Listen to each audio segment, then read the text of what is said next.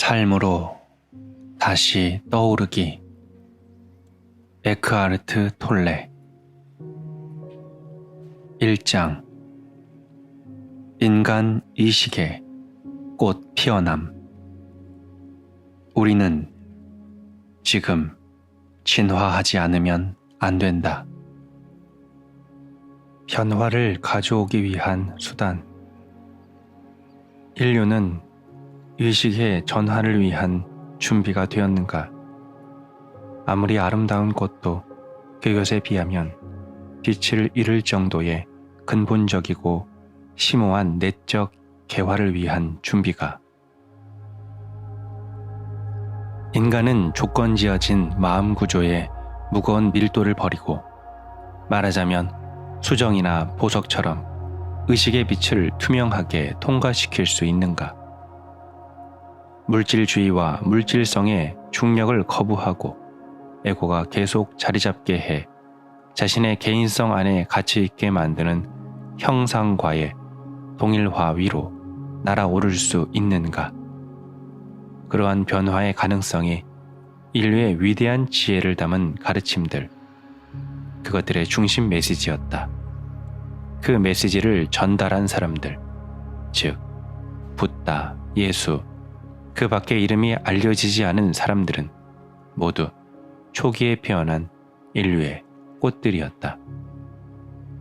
그들은 선구자들이자 드물고 소중한 존재들이었다. 그 당시는 꽃이 곳곳에 피어나는 시기가 아직 오지 않았고 그들의 메시지는 대부분 잘못 이해되고 종종 크게 왜곡되었다. 소수의 사람을 제외하고는 그들의 메시지는 인간의 행동을 변화시키지 못했음이 확실하다. 그 초기 스승들의 시대에 비해 지금의 인류는 더 준비가 되어 있는가? 그리고 왜 그렇게 되어야만 하는가? 이 내적 변화를 불러 일으키거나 속도가 빨라지게 하는 일이 있다면 당신은 무엇을 하겠는가? 에고가 지배하는 오래된 의식 상태의 특징은 무엇이며 새로운 의식의 등장을 알아볼 수 있는 신호는 무엇인가? 이것을 포함해 다른 몇 가지 핵심적 질문들이 이 책에서 이야기될 것이다. 더 중요한 것은 이 책 자체가 새로운 의식의 등장에서 나온 변화를 위한 하나의 도구라는 사실이다. 여기에 소개된 사상과 개념들도 중요할 수 있겠지만 그것들은 2차적인 것들이다. 그것들은 깨어남으로 가는 길을 가리켜 보이는 방향 표지판에 불과하다. 이 책을 읽어 나감에 따라 당신의 내면에서 하나의 전환이 일어날 것이다. 이 책의 주된 목적은 당신의 마음 속에 새로운 정보와 신념을 덧보태거나 어떤 것을 당신에게 확신시키기 위한 것이 아니라 의식의 전환을 가져오려는 것, 즉 당신을 깨어나게 하는 것이다. 그런 의미에서 이 책은 흥미로운 책이 아니다. 흥미롭다는 것은 대상으로부터 거리를 둔 채 당신이 머릿속에서 생각이나 개념을 가지고 노는 것, 동의하거나 동의하지 않는 놀이를 하는 것이기 때문이다. 이 책은 당신 자신에 대한 책이다. 당신의 의식 상태가 변화하지 않으면 이 책은 아무 의미가 없다. 오직 준비된 사람만 깨어나게 할 수 있을 뿐이다. 아직 모두가 그런 것은 아니지만 준비된 사람은 많이 있고 한 사람이 깨어날 때마다 집단 의신 속에 가속도가 붙어서 다른 사람들도 더 쉽게 깨어날 것이다. 만약 깨어남의 의미를 잘 모른다면 이 책을 계속해서 읽어 나가기 바란다.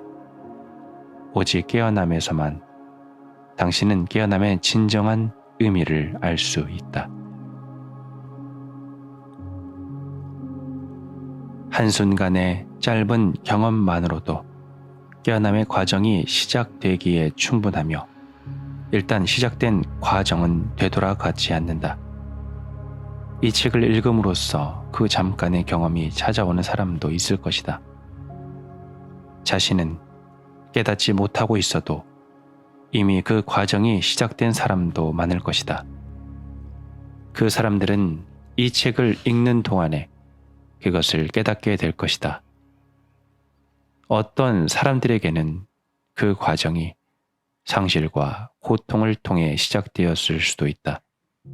또 어떤 사람들은 영적 교사나 가르침을 접하면서 시작되었을 수도 있고, 삶을 변화시키는 영적 서적들을 읽음으로써 시작되었을 수도 있다. 혹은 그 몇 가지가 합쳐져서 그 과정을 일어날 수도 있다.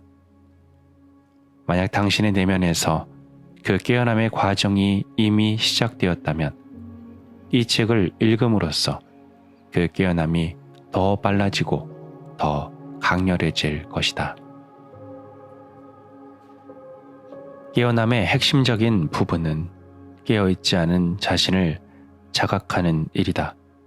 즉, 자신 안에서 생각하고 말하고 행동하는 에고를 알아보는 일이다. 뿐만 아니라 그 깨어있지 않은 상태가 지속되게 만드는 집단적으로 조건지어진 심리작용도 이해하는 일이다.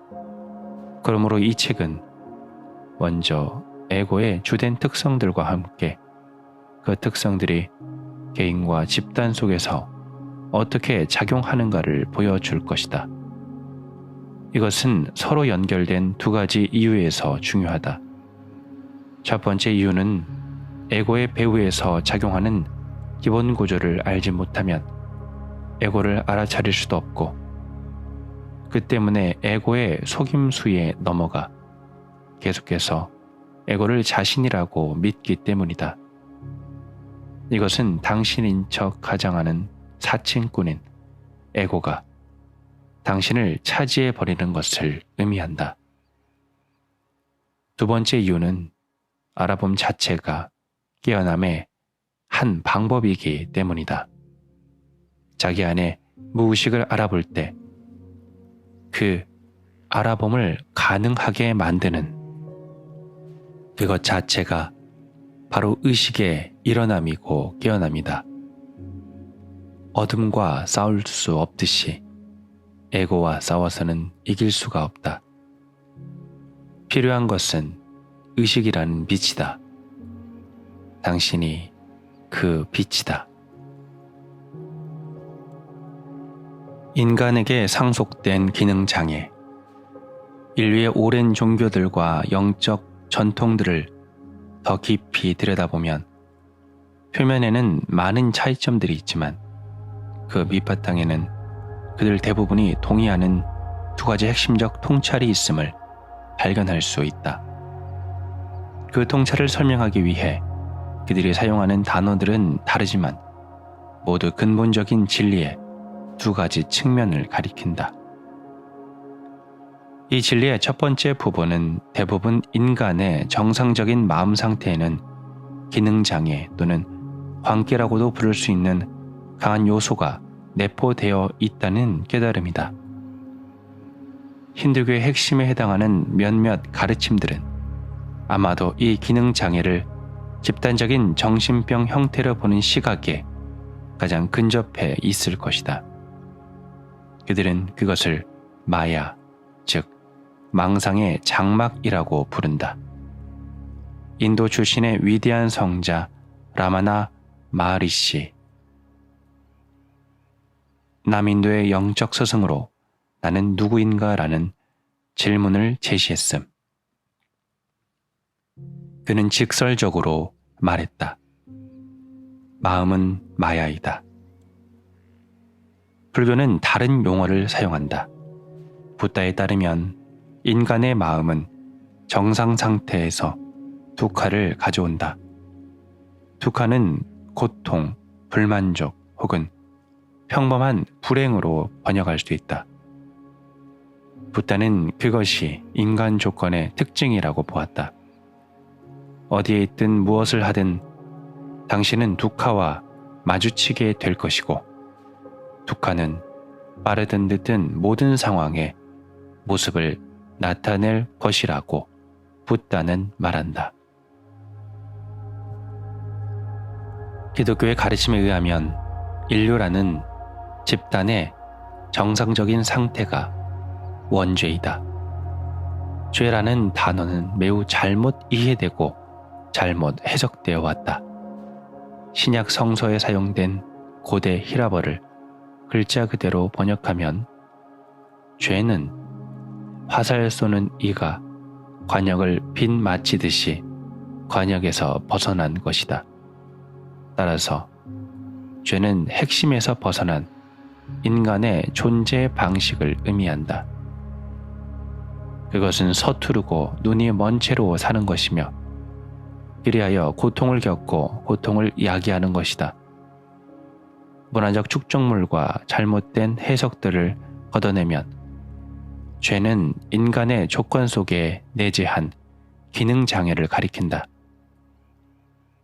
인류가 눈부신 성취를 이룬 것은 부정할 수 없다. 인간은 음악, 문학, 미술, 건축, 조각 등에서 최고의 작품들을 탄생시켰다. 최근에는 과학과 기술의 발달에 따라 삶의 방식이 근본적으로 변화해 불과 200년 전이라면 기적이라고밖에 생각할 수 없었던 것도 가능하게 되었다. 의심할 여지 없이 인간은 매우 지성적인 존재이다. 그러나 그 지성은 광기로 물들어 있다. 과학기술은 인간의 정신에 늘 따라다니는 기능장애가 지구와 다른 생명체 그리고 인류 자신에게 미치는 파괴적인 영향을 더욱 확대시켰다. 그래서 그 기능장애, 그 집단적 광기는 20세기 역사에서 가장 극명하게 드러나게 되었다. 또한 이 기능장애는 실제로 더 심해지고 있고 더 가속되고 있다.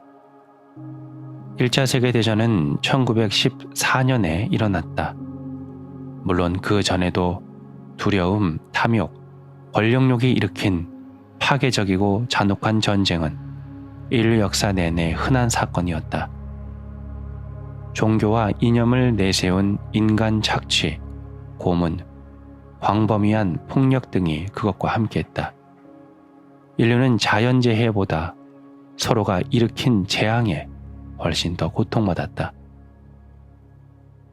그러나 1914년이 되었을 무렵 고도로 지성적인 인간의 머리에는 엔진뿐 아니라 폭탄, 기관총, 잠수함, 화염방사기, 독가스를 발명했다. 한마디로 광기에 봉사하는 지성인 것이다. 전쟁이 교착 상태였던 프랑스와 벨기에의 국경 부근에서는 불과 몇 킬로미터의 진흥 땅을 차지하기 위해 수백만 명의 남자가 참호에서 목숨을 잃었다.